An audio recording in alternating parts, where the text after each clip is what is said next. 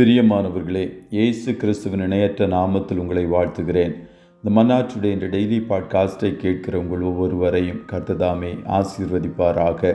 எபிரேயர் 2வது அதிகாரம் 9வது வசனம் இப்படியாய் கூறுகிறது: என்றாலும் தேவனுடைய கிருபையினால் ஒவ்வொருவருக்காகவும் மரணத்தை ருசி பார்க்கும்படிக்கு தேவ தூதரிலும் சற்று சிறியவராக்கப்பட்டிருந்த இயேசு மரணத்தை உத்தரித்ததன் நிமித்தம் மகிமையினாலும் கனத்தினாலும் முடிசூட்டப்பட்டதை காண்கிறோம் என்பதாக. இயேசு ஒவ்வொருவருக்காகவும் மரணத்தை ருசி பார்த்தார்.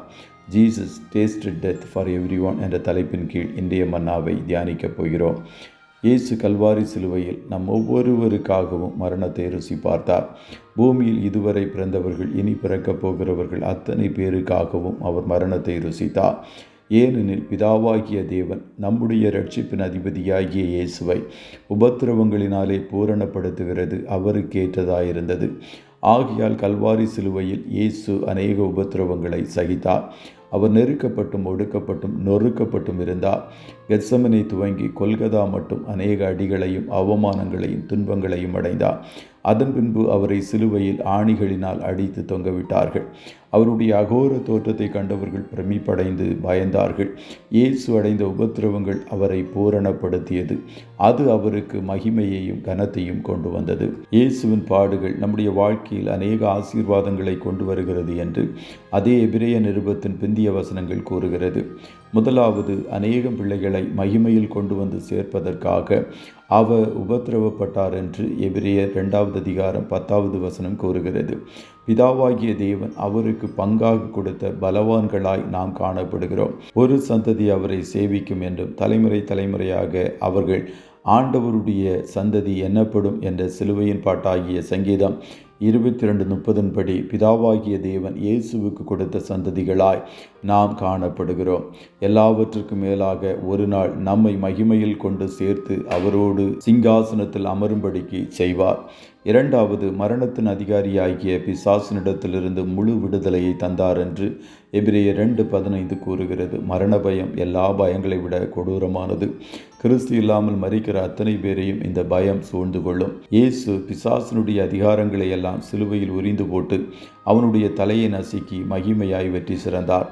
சிலுவை அண்டை வந்து சிலுவைநாதரின் இரத்தத்தால் பாவங்களற கழுவப்பட்டு பரிசுத்தத்தோடும் பயபக்தியோடும் வாழ்பவர்களுக்கு மரணத்தை குறித்த பயமில்லாமல் சந்தோஷமாய் வாழ முடியும். மூன்றாவது, இயேசு தாமே சோதிக்கப்பட்டு பாடுபட்டதினாலே அவர் சோதிக்கப்படுகிறவர்களுக்கு உதவி செய்ய வல்லவராயிருக்கிறார் என்று எபிரேயர் 2:18 கூறுகிறது. அவர் உபத்திரவப்படுகிறவர்களுடைய உபத்திரவத்தை ஒரு நாளும் அற்பமாய் கருதுவதில்லை. நீங்கள் கடந்து செல்லுகிற சோதனையின் பாதைகள் எதுவாய் காணப்பட்டாலும் அவர் உங்களுக்கு உதவி செய்வார். இயேசு கழுதை குட்டியின் மேல் ஏறி எருசலேமுக்கு வந்த வேளையில் ஓசன்னா என்று சொல்லி ஜனங்கள் ஆர்ப்பரித்தார்கள். அது உதவி செய்யும் என்ற கூக்குரலாய் காணப்பட்டது. ரோமர்களுடைய அடிமைத்தனத்திலிருந்து எங்களுக்கு விடுதலையை தந்து உதவி செய்யும் என்ற வேண்டுதலாய் கூட காணப்பட்டது. கர்த்தருடைய பிள்ளைகளே, உங்கள் சோதனைகளும் வேதனைகளும் எதுவாய் காணப்பட்டாலும் சிலுவைநாதரை நோக்கி கூப்பிடுங்கள். அவர் உங்களுக்கு உதவி செய்து உங்களை விடுவிப்பார். கர்த்தர் உங்கள் ஒவ்வொருவரையும் ஆசீர்வதிப்பாராக. ஜெபம் செய்வோமா? நல்ல தகப்பனே, உம்மை நன்றியோடு துதிக்கிறோம். இந்த மன்னாச்சுடைய இந்த டெய்லி பாட்காஸ்டை கேட்கிற உடைய பிள்ளைகள் ஒவ்வொருவரையும் கர்த்தர் ஆசீர்வதிப்பீராக. ராஜா, நீர் எங்கள் ஒவ்வொருவருக்காகவும் மரணத்தை சந்தோஷத்தோடு ருசி பார்த்தீரே, அதற்காய் கோடி ஸ்தோத்திரம்.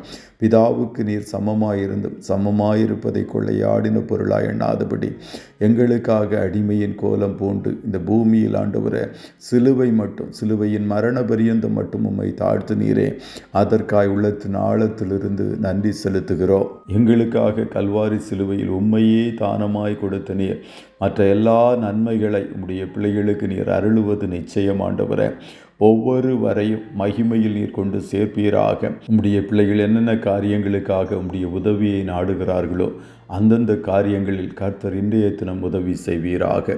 கையிடுகிற வேலைகளை ஆசீர்வதியும், போக்கிலும் வரத்திலும் உடனரும் ஆட்டுக்குட்டியானவருடைய இரத்தத்தின் பாதுகாப்பிற்குள்ளாய் கொடுத்து இயேசுவின் நாமத்தில் வாழ்த்தி ஜெபிக்கிறோம் நல்ல பிதாவே. ஆமென்.